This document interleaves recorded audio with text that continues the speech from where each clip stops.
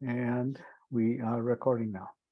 Great. Thank you very much, everybody, for your afternoon on a Friday and joining in for this seminar. We are extremely pleased and honored to have Felicia Mensah with us today, coming from Teachers College in Columbia University in New York, where Felicia is a professor of science education. She is the director of the science education program, and she is also the chair of the Department of Mathematics, Science, and Technology. Did I get that all correct, Felicia? Yes. Wonderful. Thank you. I am not going to take too much time in a more elaborate introduction, because that is available in the flyer that all of you had with the Zoom link, because I'd rather have her more time to talk about what she will discuss with us today, and time enough for you all to ask questions and interact and participate. But the title of her talk is about, the theme rather of her talk is about inclusion in science and mathematics. She has been doing a lot of work with inclusion and diversity and justice related issues, particularly in science and mathematics education. So with that, Felicia, I'm going to turn it over to you and take it away. And however you want to do in terms of your talk first and then questions, or questions anytime, or questions via chat, I will monitor the chat and make sure that if questions are asked in the chat, that they get asked and you have the opportunity to respond to them. So whichever way you want to approach it is fine. The floor is yours, so to speak. Yeah, thank you so much. And can you give me sharing privileges? Of course, I should have thought about that and done it. Just a moment.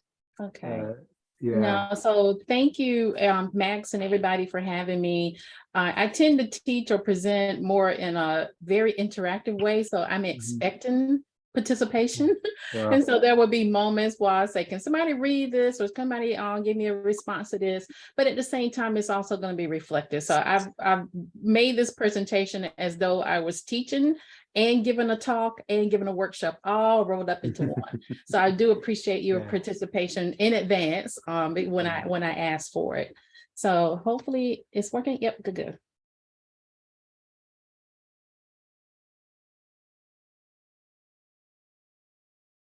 Oh, there we go.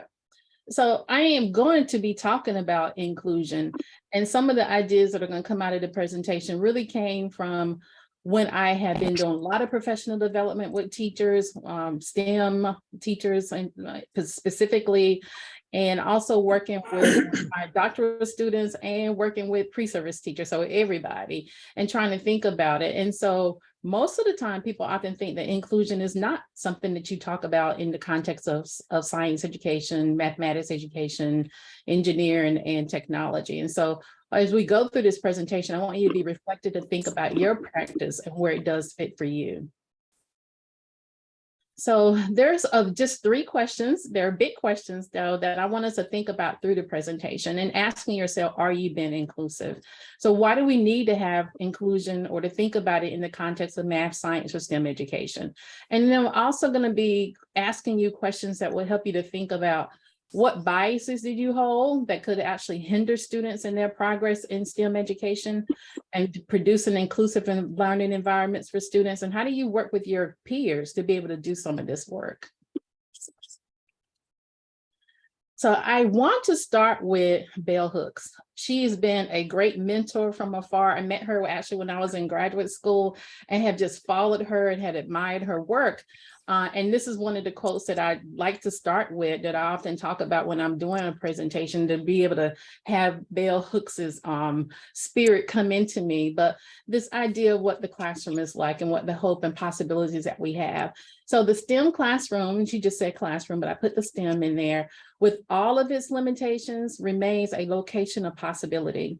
In that field of possibility, we have the opportunity to labor for freedom, to demand ourselves and our comrades, an openness of mind and heart that allows us to face reality, even as we collectively imagine ways to move beyond the boundaries to transgress.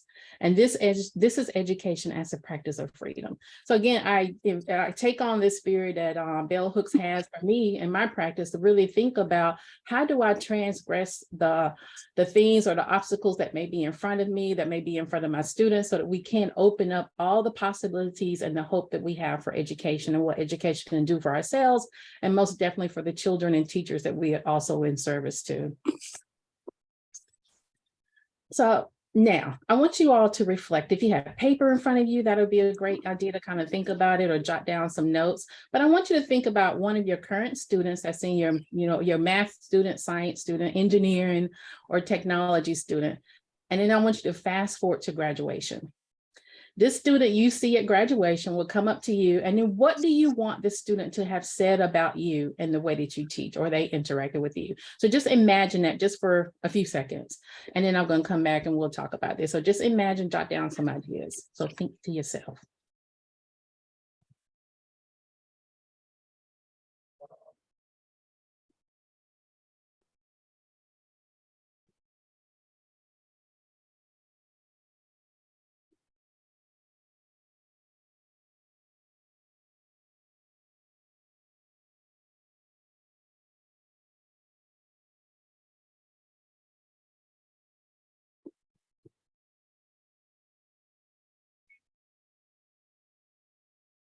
Okay, for the sake of time, I'm going to keep moving on, but think about it as we also go through the presentation.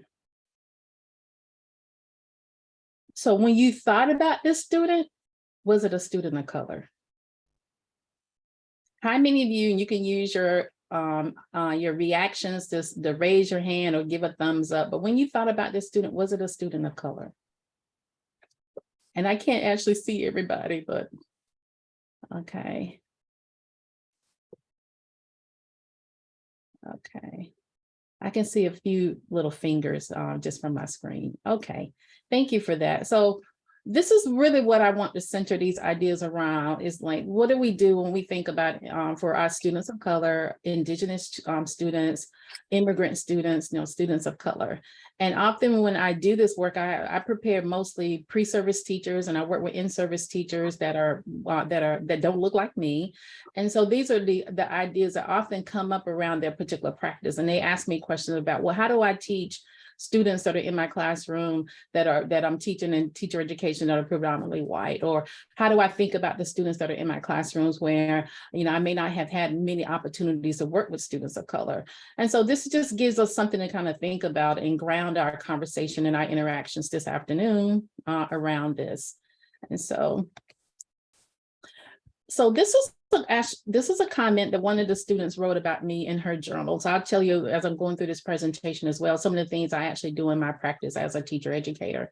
But I would like for somebody to unmute. This is your opportunity to participate and just read what you see on the screen. So this was a journal entry from one of my pre-service teachers. I can do it. Thank you, Heather. Yeah. Okay. So it's Renee.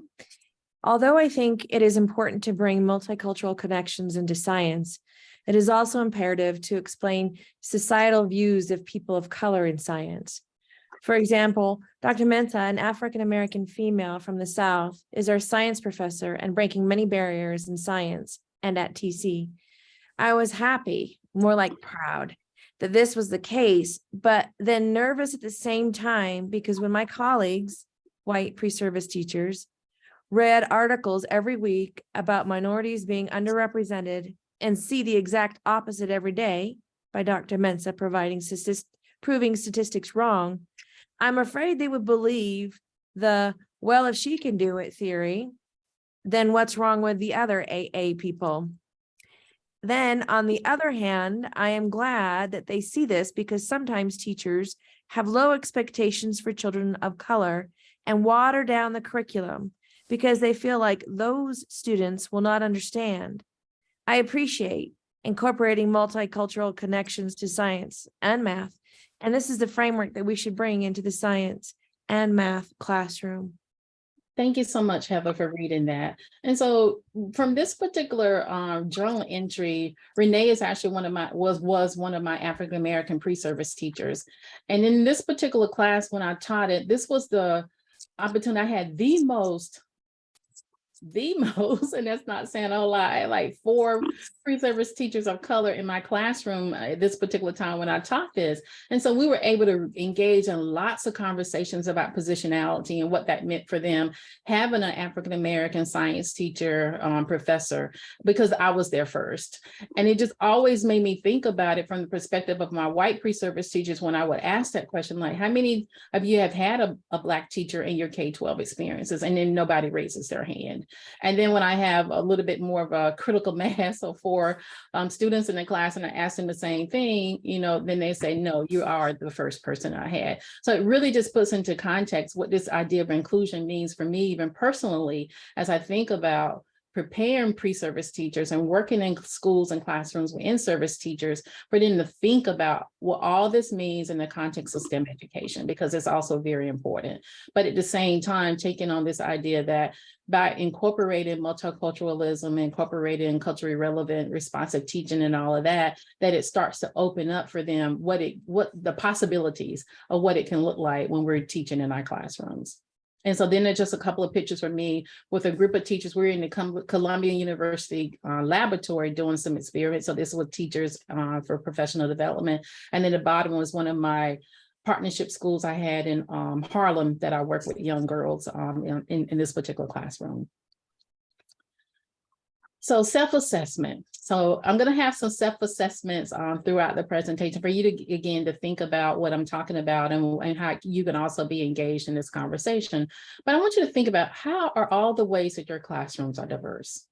So maybe jot down some things or think about it, like, how are your classrooms diverse? I'm only going to give you like 10 seconds for this one.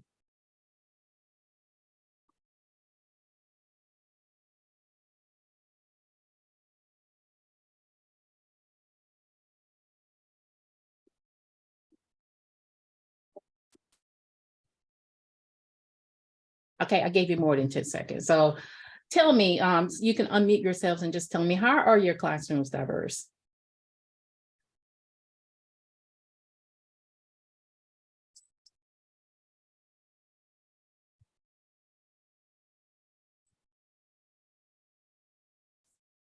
I can go. So I just to not have the silence. Hi, this is Joelle Lemaire. I'm co-director there at the Center for Science Teaching and Learning.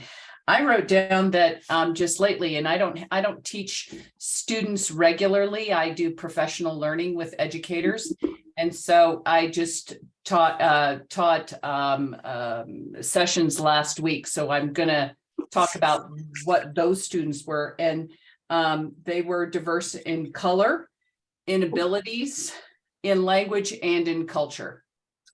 Mm-hmm. Thank you, Joelle. Anyone else?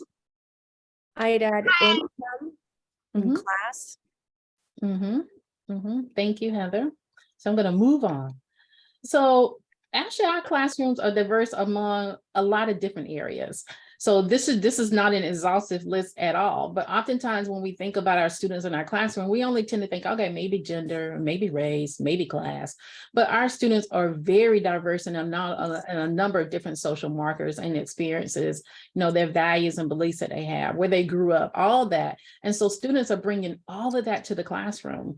And what we have to do as instructors, like, how do we engage all these different aspects of the students that we have in our STEM classrooms? And so it makes it much more challenging for us, but at the same time, this challenge is very hopeful for what can happen within a classroom when we do engage all of our students in all aspects of who they are. So I'm giving you all a very broad definition of inclusion in the way that I use it. So it originally comes from the ideas of disabilities, come from disability studies, where you want to make sure that every child was in a classroom that really attended to their particular needs of learning. But the broader version of this is much more inclusive in the way that I talk about it and the way that I think about it, that it becomes much more, as I said, all those different identities, all those different ways that children are bringing difference to the classroom. How do you engage all of that? But it is kind of founded in the ideas of this Public Law 94-142 that comes into play, but really around diversity, being much more of a broader, inclusive way that we look at children and how do we think about them. And so I also think about inclusion in terms of it being an umbrella term. And so I've written about these different things. I've used them in my practice in a whole lot of different ways. And there are many more that are included under this umbrella, what we call inclusion. So funds of knowledge, culturally responsive pedagogy, culturally relevant pedagogy, looking at culturally sustaining pedagogies, third space, culturally congruent instruction, all of that. And sometimes people may call it asset-based kinds of ways that we're looking at children or thinking about it. But all to me coming together is under this umbrella of inclusion. So how do we include?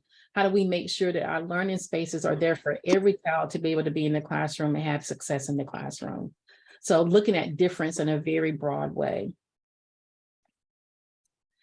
So, and then why do we need to think about inclusion when we think about it in the STEM classroom? And so just 4 different things, I'm sure you all are probably familiar with this as well, but the data and the research is telling us. The data and research is telling us that children want to have more inclusive classrooms because we're finding lower decreases in enrollment of young people wanting to go into the STEM fields.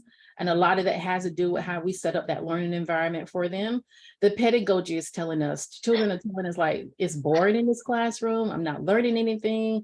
Our practices that we have are, kind of old and outdated. So students don't want to come to classrooms. They don't want to be engaged in our STEM classrooms. The curriculum is telling us. And so here again, we're not teaching curriculum within its context of being able to bring contemporary issues for students to be able to address and to be able to think about. And then, as I said, the children are telling us like, this classroom is not for me. The teachers don't like me. And for a lot of students, it's a very traumatic experience being in a STEM classroom.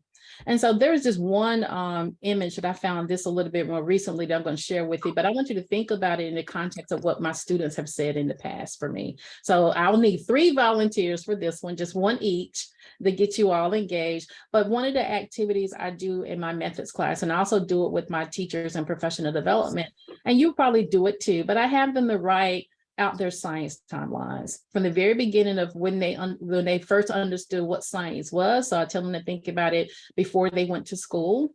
I tell them to think about it when they're in school, in their elementary experiences, then middle school, then high school, and then college. And then because of my class, I tell them, what are your expectations for learning science in this science methods class, for example? And so across the time, like we produce these timelines and I have students to hang them up in class, and I produce a bulletin board outside of our class so that other people can see it. But partly is for them to understand as a collective, what are our collective experiences around science? Are some of these things in common or some of these not in common? But unfortunately for this, I'm going to give you some of the comments that students have said. If I can get one reader for this first one.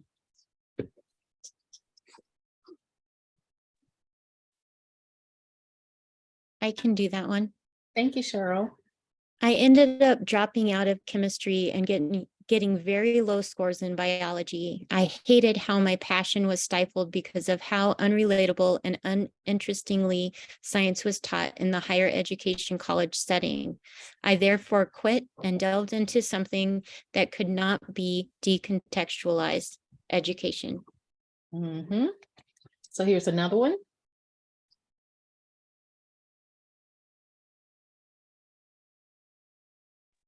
I can read that one.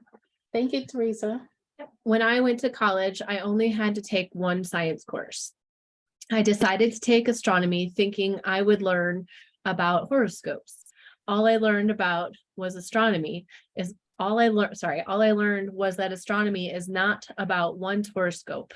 The class was so boring, I would find myself dozing off. Mm-hmm. And then finally, I can read that. I'll read that one.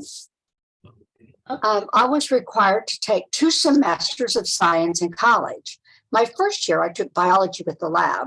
I dreaded going to this class. I did not understand the content I was always confused in lab. Right. So have you heard some of these comments from your students?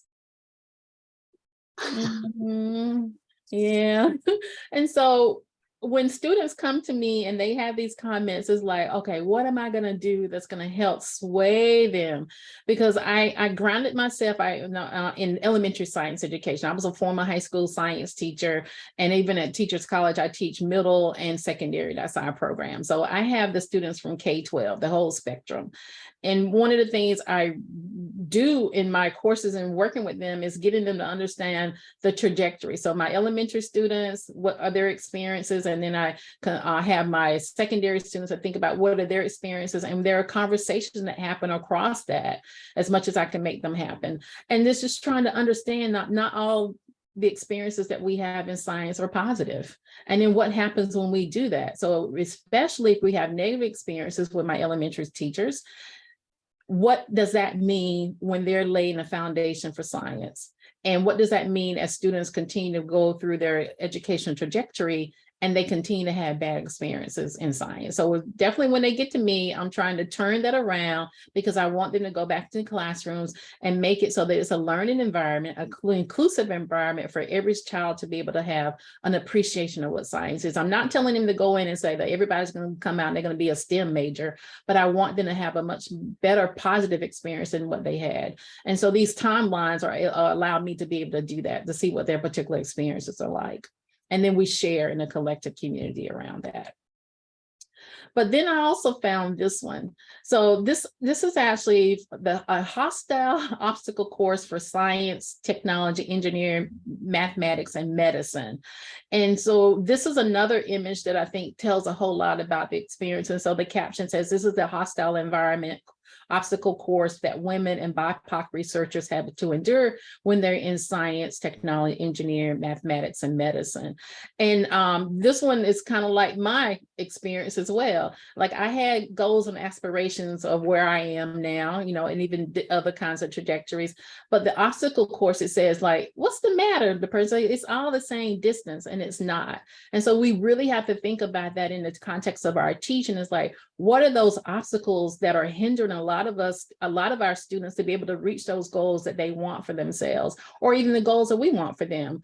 What are they trying to do? What is tied on, what is this heavy weight that's tied in that they can't make it? What do they have to jump over? But did you notice how the gentleman on the left, it's like he's giving arrows where to go. It's a clean course, avoiding the obstacles here and there, the things, but it's not all the same. And so getting my students to be able to see that this goal that we have, not everyone is going to have the same kind of pathway. And then what do we do as teachers to try to help people to get across, to have a pathway that looks like the gentleman that's on the right? So what are we going to do in our practices to be able to do that? And so this is also just connected to these ideas.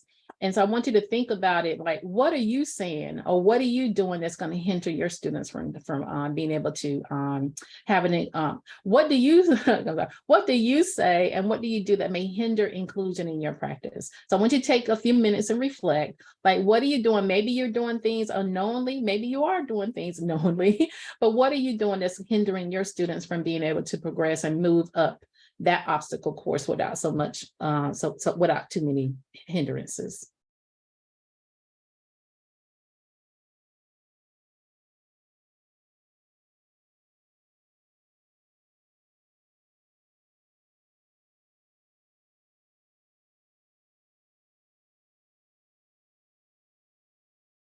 Okay, I won't take any comments because this is just a self-assessment, self-reflection for yourself. But the next set of slides that I'm going to go through is going to give you even more ways to be able to think about, what does your practice look like? And again, what are you saying, or what are you doing that may be hindering your students' abilities to be able to have an inclusive learning environment? Okay, so look at these sayings, these little bubbles that I have, and see if these are some things that you have said, or maybe you've heard other people say, your teachers or other colleagues or anybody say. And then I'm going to give you kind of like a word that can help to describe it, and some additional examples of what we tend to do or say that may be hindering inclusive STEM education. So just by a show of thumbs or reactions or whatever, have you heard or said any of these things that are here in these call out boxes?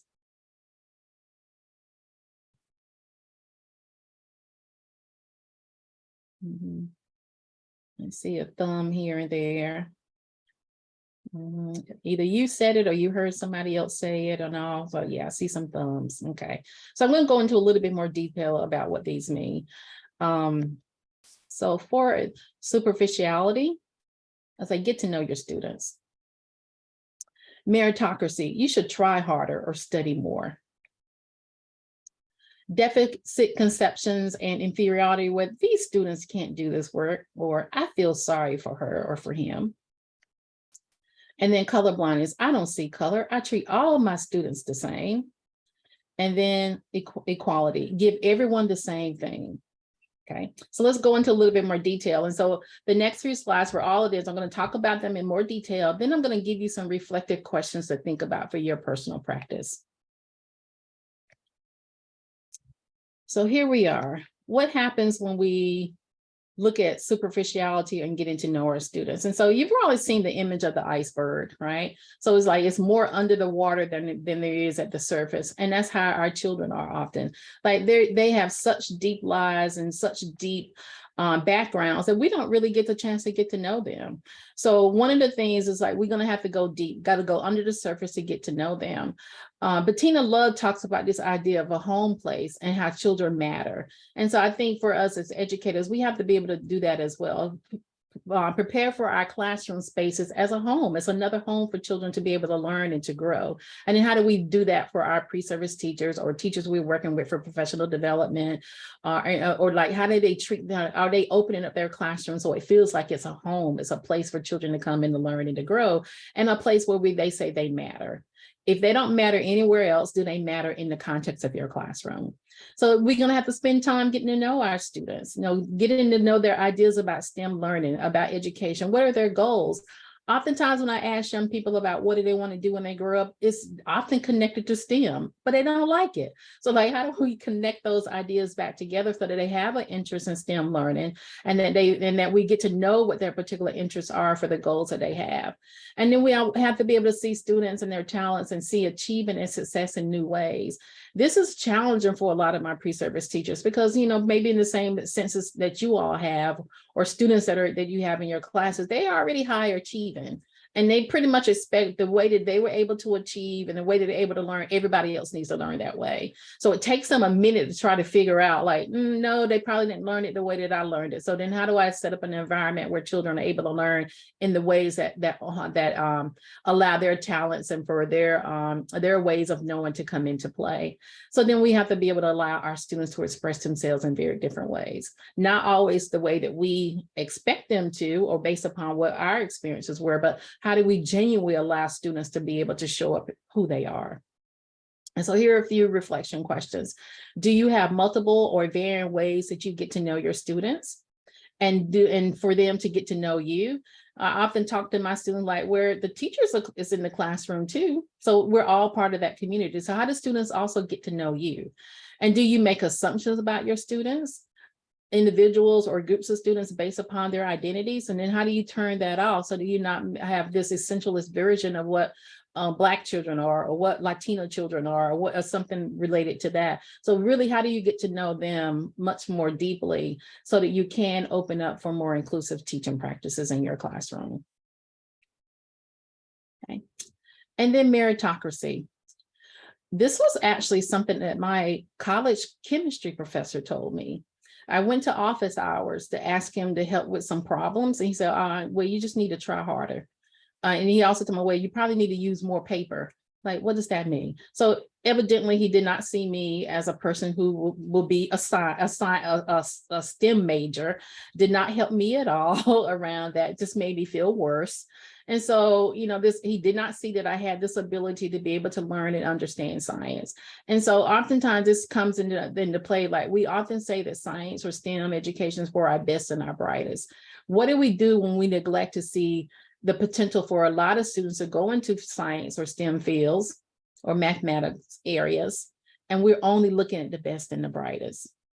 And so then we think about this, we set up classroom experiences where the individual achievement becomes kind of the high basis of what we want everybody to have. And then we set up this unhealthy competition between each other, that students don't want to help each other to learn. They don't want to help tutor one another. And so we just set up this idea of this whole idea of this gigantic meritocracy. And so a lot of this is connected back to systemic and institutional barriers, just like the image that we saw of the obstacle course. So think about your practices. What are you doing in your school, in your institution, in your classroom that is hindering, and these policies and practices that you're doing that is really hindering students from not being able to be successful? Now, not all students have had the same opportunities for success. And so we having to be able to understand that and what it means, and also what the implications of it means. Again, going back to the image of the obstacle course. So here are a few reflective questions for you to think about. Well, who becomes the expert in your classroom? Is it always that person who's speaking out and speaking the loudest? You think that person knows everything? You did not call on someone else who may be a little bit more shy. That was me. Now, I tended not to say a whole lot in class. And so I'm very alert for my shy students, where I try to make the space open for them to share their ideas and their thinking. Who gets chosen as the lab assistant? Again, is that person you think is your best and your brightest and not giving opportunities for other students? Or who becomes your teaching assistant or your research assistant?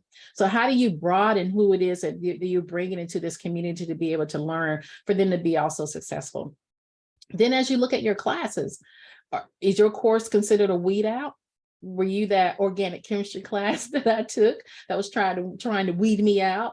Or do you only teach certain classes? And I put certain in parentheses because it's like there are certain classes that you're only going to teach, and you don't allow anybody else to be able to teach it. So then you think about, are your classes racially, ethnically, genderly, all those different markers that we showed a little bit earlier. Do you have all that diversity in your classroom? And do you allow it to be shown in your classroom? Okay. Next one, color blindness. Now, this is the one that I see and hear the most. Definitely in the classrooms when I work with teachers, this is the one that seems to rise to the top of the occasion. And so even I have this picture of 3 triplets. And so, they do look alike because they're triplets, but it's like they're different. And so again, we have to be able to think about us children in that way. So when we tell our classrooms that we don't see color, we treat everybody the same, we're actually telling the students you're invisible. You don't see that I'm raced or gendered or classed or any of these other markers. And so we don't see their identities. Children say, well, you don't see me, you don't know me.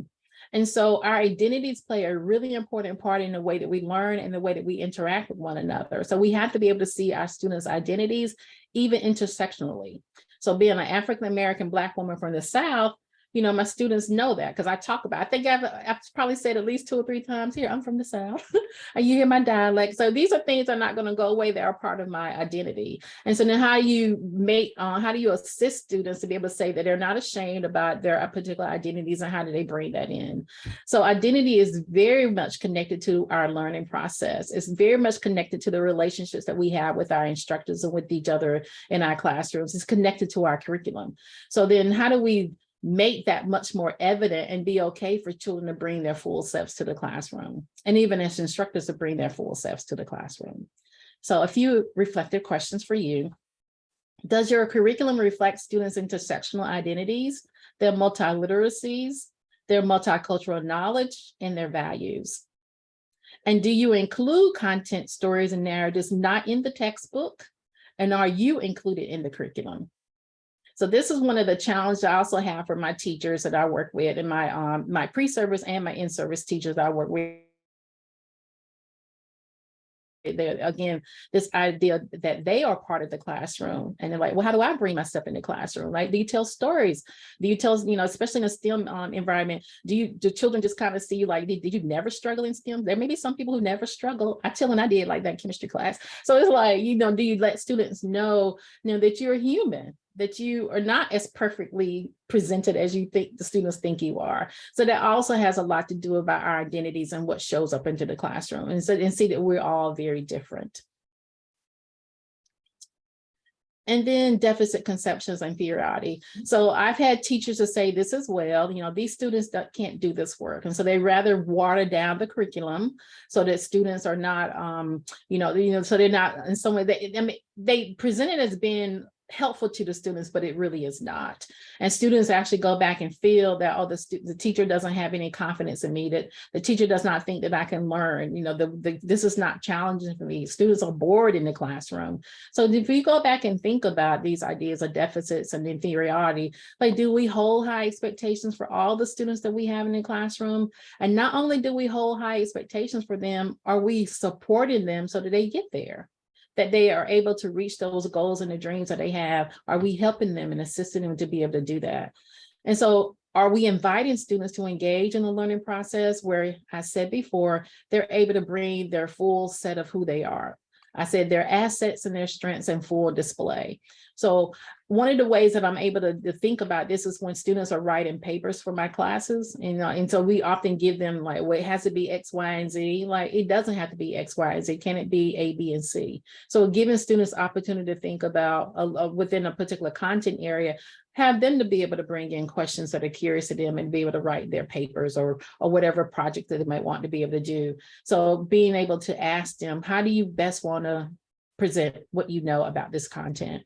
So building on their knowledge and their experiences and what they bring into the classroom. And then again, this whole idea of thriving. So not only surviving, but thriving, and that failure is not an option.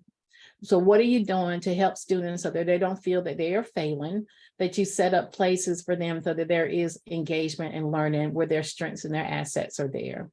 So a couple of questions for reflection. Do you assist all your students in being successful? And sometimes that idea around successful may not be the same definition that you have for success. Are oppressive structures and barriers and obstacles dismantled so that students can be successful? And then again, this idea of holding high expectations and providing supports for them. So are you providing the supports for students in your classroom so they can reach their goals and reach whatever particular standards they may have in their classroom? So I'm going to pause there because I said a whole lot in these last few slides. If anyone has questions or comments, they might want to talk about any of these different ideas around the bubbles that I showed you.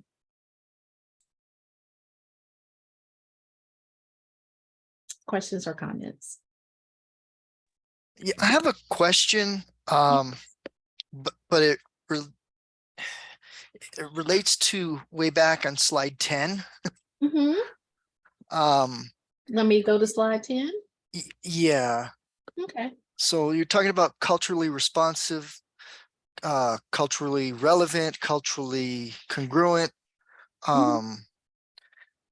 So what is the difference between like responsive and relevant and congruent and sustaining? Yeah, I've actually written about all of these. And Yeah. this is also a question a lot of people come into play. So they all do have a commonality. That's why I put them under the umbrella. But depending upon the emphasis of who the scholars are, they're going to emphasize certain things. And so like cultural responsiveness comes from Geneva Gay's work. Culturally relevant comes from Gloria Ladson-Billings' work. Culturally sustaining from Paris's work. But they all are looking at different aspects of what it means to be able to think about students as differences and having those differences being capitalized in the classroom. So there are some nuances to them, but they all have to do with the assets of children, the language with culturally sustaining pedagogy, cultural relevancy. Gloria Ladson-Billings has 3 different tenets that she talks about academic success, socio-political consciousness, and I just forgot the third one. Oh, I just forgot the third one. Geneva Gay talks about 8 different ways that classrooms can be set up for children to be able to learn. Culturally congruent instruction has to do with kind of like putting all these different aspects of the learning together within the classroom. Third space is like a marriage between like bringing different aspects together to create something new, that you create this kind of hybrid space for student success. But they all have something in common around the notions of difference, children paying attention to students and their culture and what they bring into the classroom. That's kind of like a quick version of how they are kind of like same and different. Okay. So at the bottom there, it looks like there's a link. Is that a link to the article with that information? It is. And so actually you all have access to the presentation at the end. I have a link. Oh, okay. Okay, cool. Thank you. Yeah. Okay, I'm gonna fast forward through everything all over again.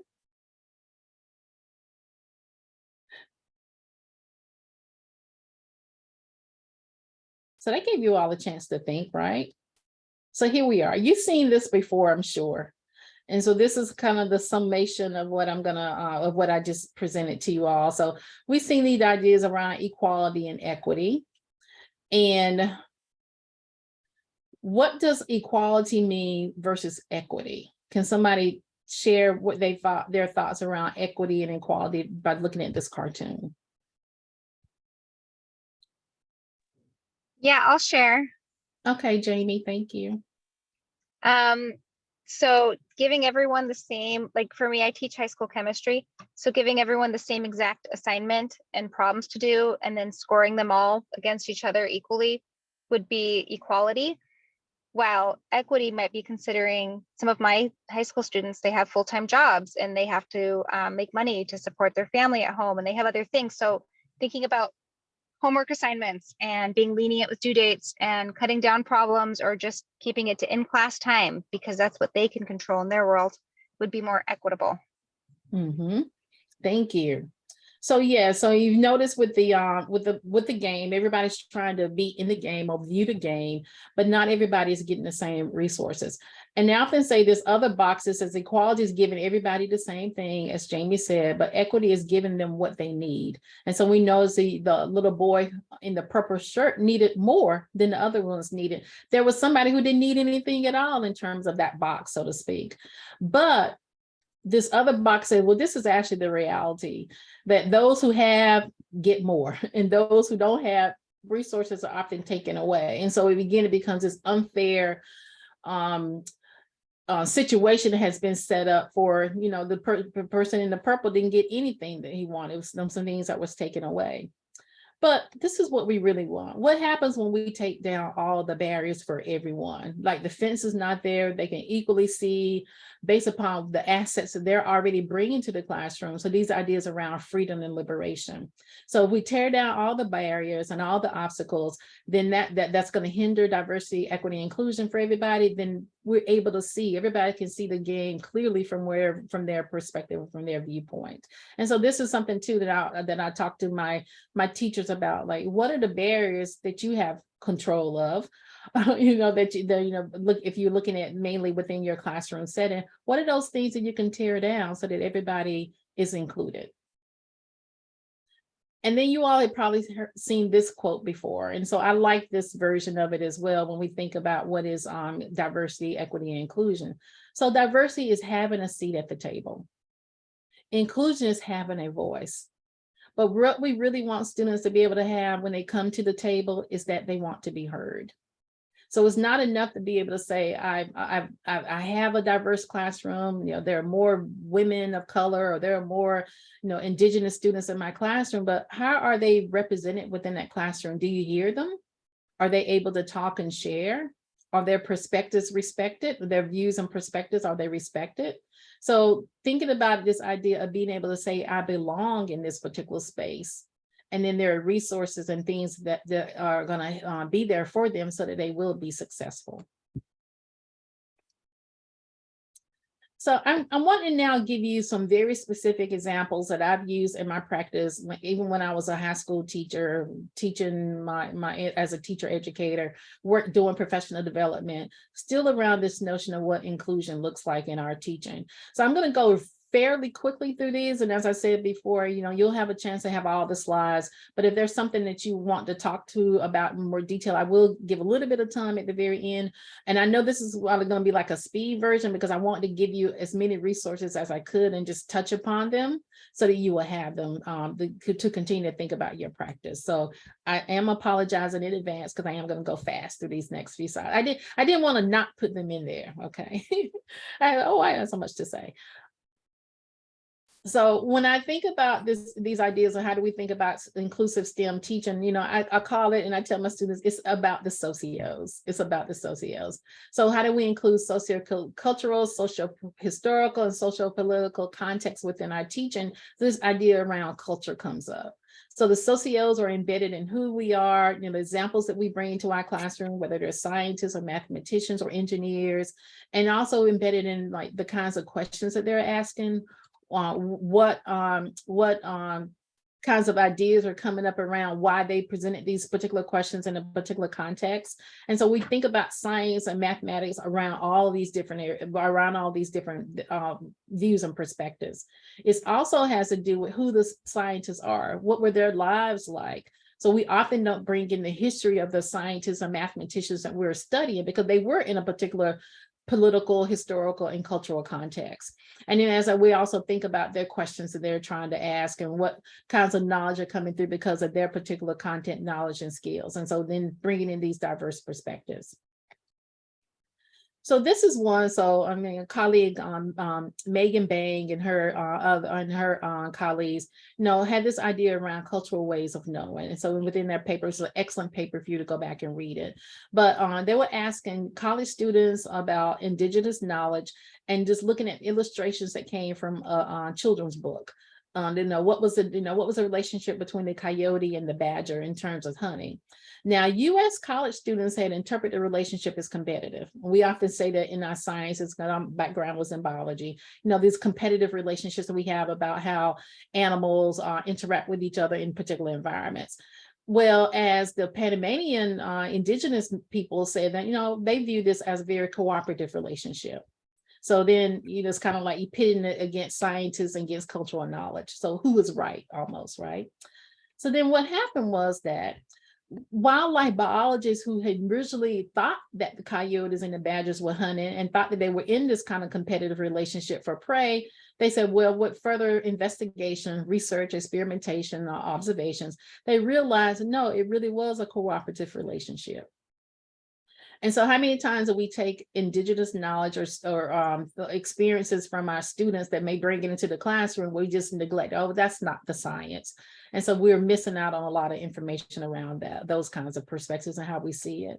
And so here we have the cultural orientations produce different interpretations of our observations. So this kind of prey, predator, and cooperative communal kinds of relationships. And so we talk about that as well, trying to look at, what are the things in nature that actually can be very informative to us as we think about and bring on new ideas and new meanings behind it.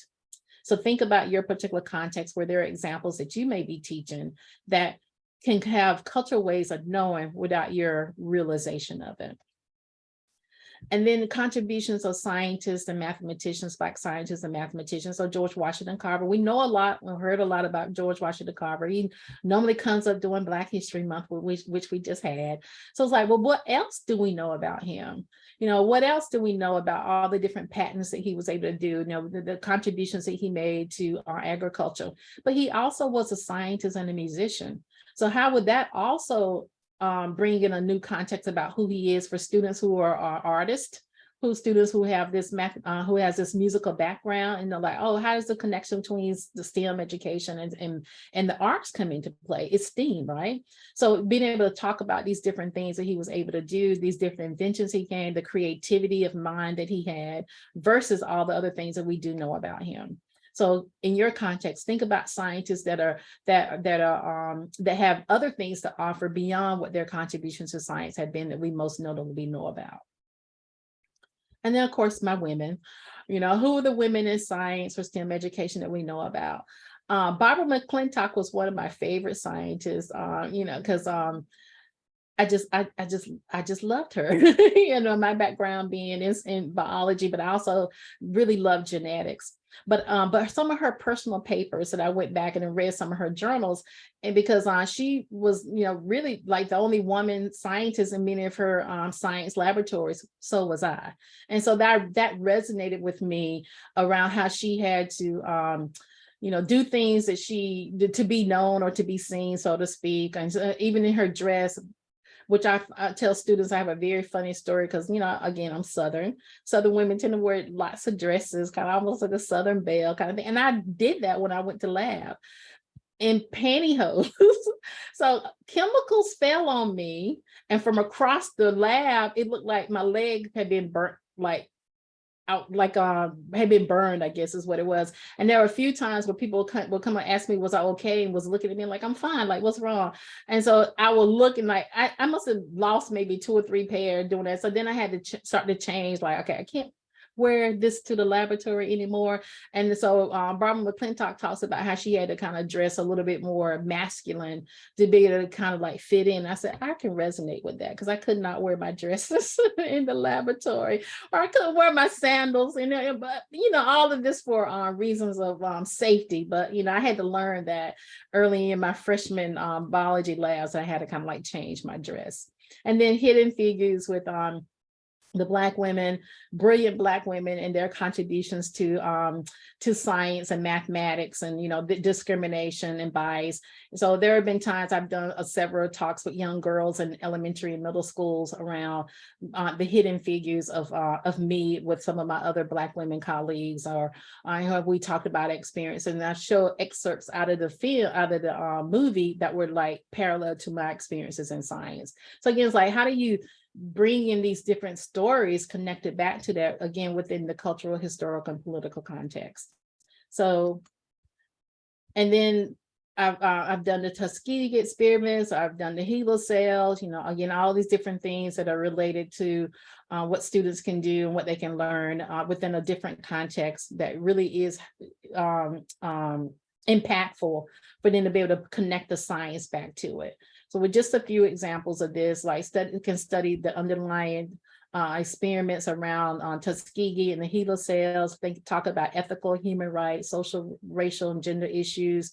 Can understand the evolution of our thinking as we've been able to get more evidence and more information on what we've been able to learn, again, within the context of the lives of people. And then you can use data, charts, bringing in tables and graphs, making calculations around this, and getting students are going to understand the science and the mathematics and everything behind it. So I'm going to pause here, give you a chance to just to reflect on your own time around this.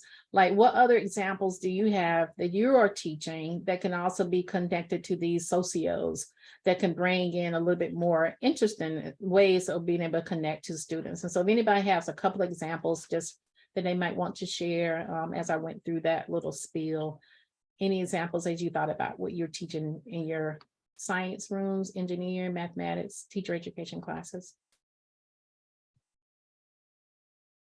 Felicia, with our Yes. 5th graders, we have a space unit, and we'll be able to zoom in with Aaron Yazzie again. We have a lot of Native American students, and just knowing that people like them, you know, are in NASA, because they did not feel that before we met during remote learning, and there were kids crying when he mentioned his clans, and they were part of those clans. So just making that connection.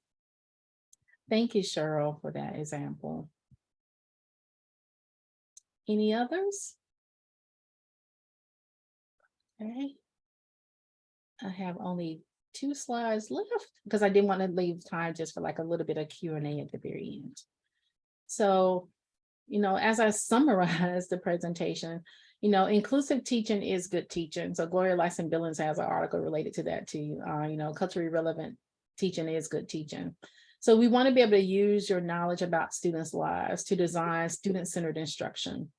And this student-centered instruction should be able to build upon what students already know, what strengths that they're bringing to the classroom, but we need to be familiar with what those strengths are, asking them, spending time with them, getting to know them. And so inviting diverse perspectives in the classroom and diverse applications of this knowledge that we have in our classroom. So through our readings, through the students' experiences, also your experiences as instructors, and having an open expression of ideas.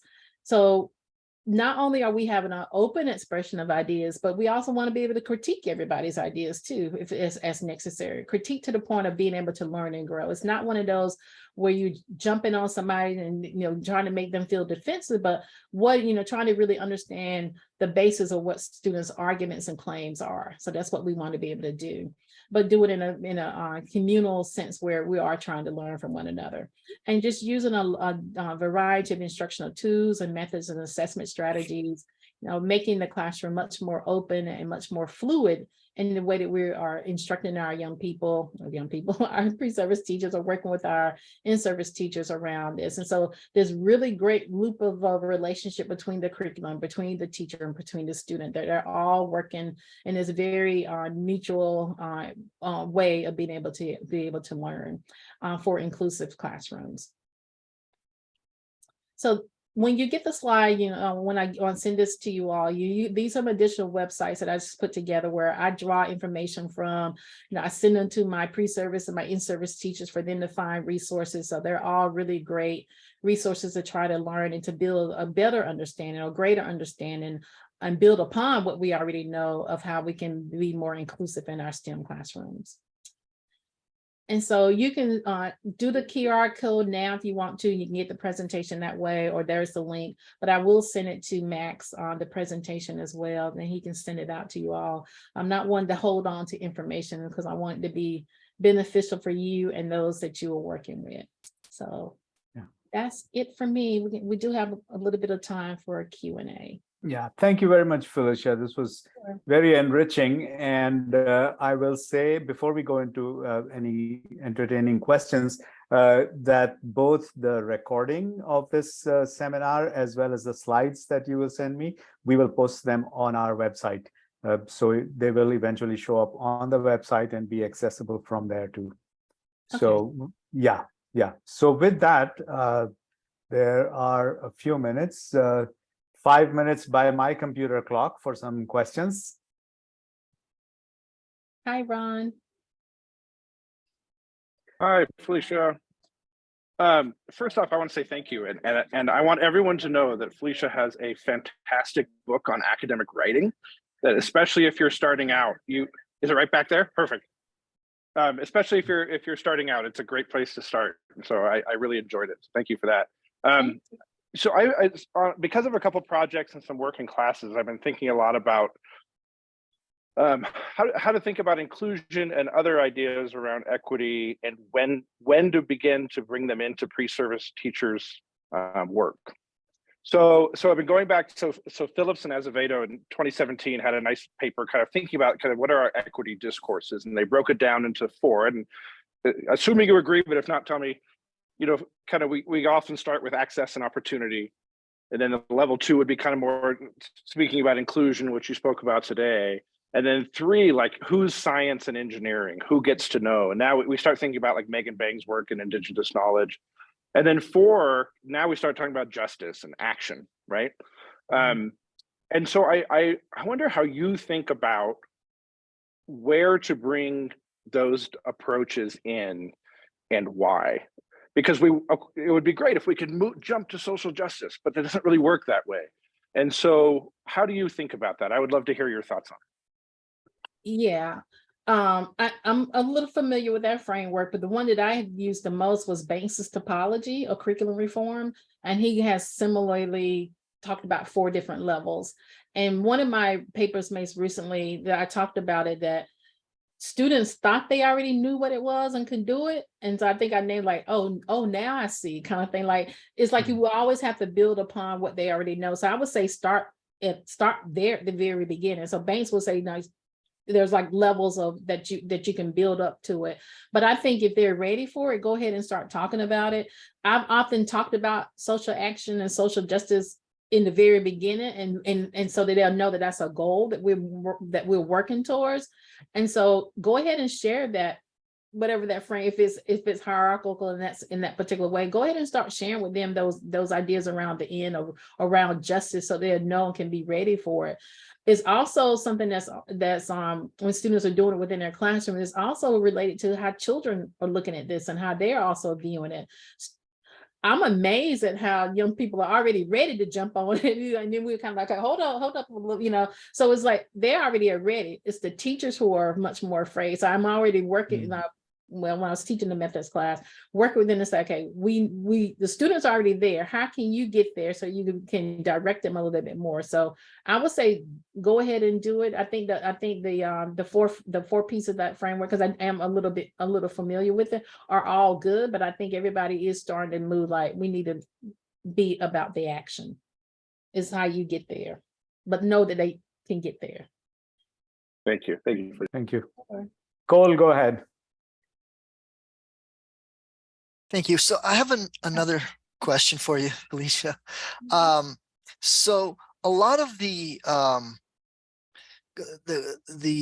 inclusive learning literature talks about adapting the curriculum to make it more accessible to students that where school isn't the only thing in their life. Essentially, you mentioned earlier, they have jobs, they have families, they've got, a million other things going on. And so there seems that there's, at least I've experienced in adapting the curriculum, like extending deadlines, things like that, that people, especially the traditional like science and engineering and mathematics disciplines, say that's watering down, the curriculum, when the intent is to help scaffold the curriculum so they can be successful. So how would you respond to those kinds of things? I'll tell you what I did recently, or I would say through COVID, because we all had to make kind of like changes around what we were doing in our practices. And so when I was developing my classes, and I still do it now, we're still kind of in COVID, I had hint dates and students appreciated that. And so in my syllabus, I had these dates where I thought certain things should be due and that they worked at their own particular pace, but it was a hint date. And I will often bring up like, okay, this is not a steadfast date because it was a little bit rolling in some ways. But I was like, but if I started to see students falling off, I would talk about like, hey, what other structures do you need for me to support you around what you're doing? But it was getting them to be able to kind of monitor themselves, because I didn't know everything that people were going through. And, just being really stressed out and a lot of emotions and everything was also going on with a lot of my students, trying to work and take care of family and do all of that. So they appreciated the hint days. And so maybe that's one way to be able to do it, so that everybody is clear about what's due and when it's due. But if you don't meet that date, you almost have to kind of catch yourself up. And I had many students that really just appreciated the hint dates, kind of keep them on track. But of course, everything that I needed was due at a particular time within the semester. So there were probably only like 2 hard dates that I had, but everything else was rolling. But it was brought back on me, because it's like everything wasn't due on a particular date for me to read and give feedback. So it was more stress on me, but I'm like, okay, I'll do it so that I wanted them to be successful. So maybe something like that could be helpful. Right. But I mean, so what would you say to the critics of that? So for example, low stakes quizzes, allowing them to retake things multiple times, the things that that help them to be more successful.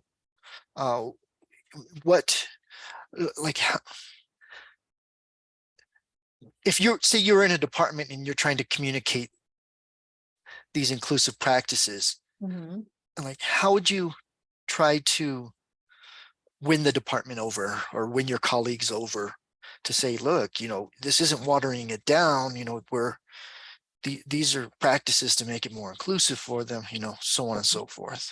I can empathize with departments, but I'm also very clear about what I do in my practice. And so sometimes you just have to be on your own and then let them see. So try some of these strategies for yourself for inclusiveness, and then come back and report and share what really happened around the students. And students can also talk about it too, where, I've had a couple of students who tell another professor like, well, Dr. Mensah used these hint dates and we really like that. And I had a professor to come and say, what do you mean by the hint dates? And so it was helpful for them. And so now I got colleagues who are thinking about the hint dates. And so just do it and see what comes out of it.